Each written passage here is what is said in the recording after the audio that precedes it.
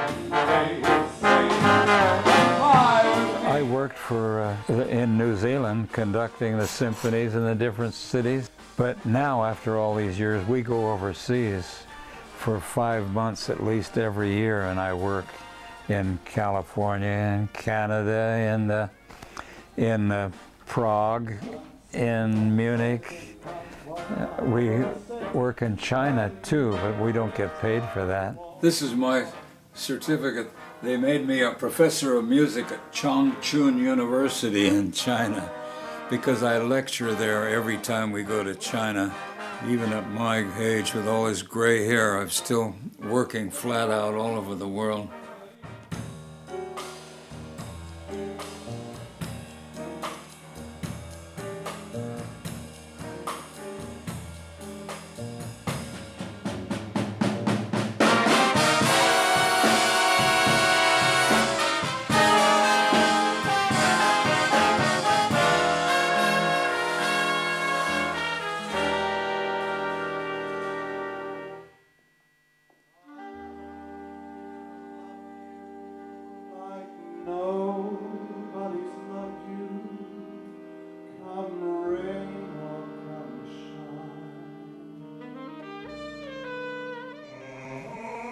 Enoch Galinga had come over to do some very special meetings.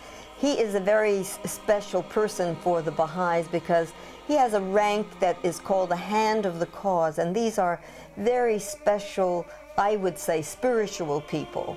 And they travel mostly all around the world and encourage the Baha'is, and well, they're marvelous individuals. Enoch just glowed with love for all people. When we were in Suva, and he was speaking at a meeting that was scheduled in a little village just outside Suva.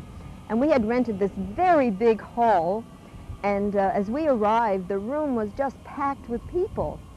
And all Enoch did was just walk into the room, and he smiled. He never said a word.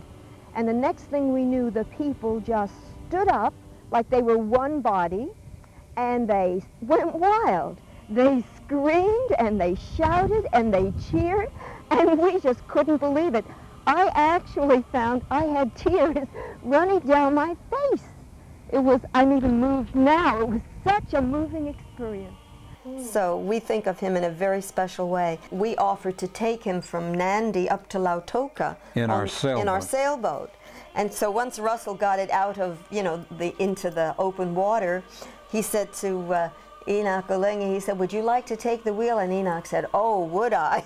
And so he took the helm and he sailed her all the way into Lautoka. It was a beautiful day with smooth water and nice light breeze, and we had several Fijians aboard. They were playing their guitars and singing. We started to sing, Enoch Galinga, Enoch Galinga, Enoch Galinga, Hand of the Cause. They were so overjoyed to see him, and he was so overjoyed he had tears in his eyes too. We are remembering the words of Baha'u'llah himself.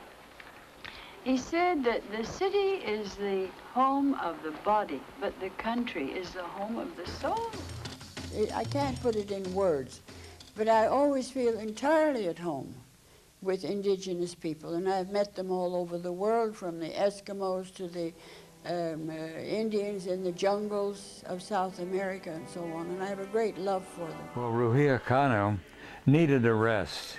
The last day she was there, she insisted, "I want to go for a sail in Dawnbreaker, our sailboat." And I said the wind was blowing, the waves were 6 foot high and rough, choppy. And I said, "I wouldn't normally go out on a day like this, you know." She said, "Oh, I must sail on the Dawnbreaker." So we took her out. So we're sailing, we got up just a jib and the mizzen, not the mainsail.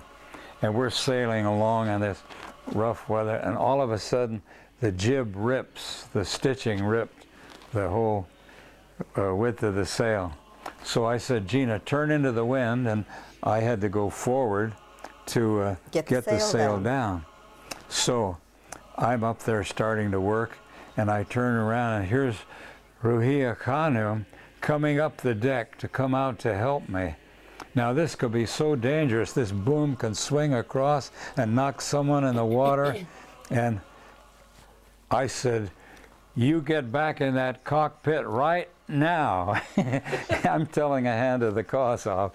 And she did, because I could imagine us having a hand of the cause in the water and trying to get her out in this rough water. It would have been very difficult. It could have been a terrible situation. Yeah.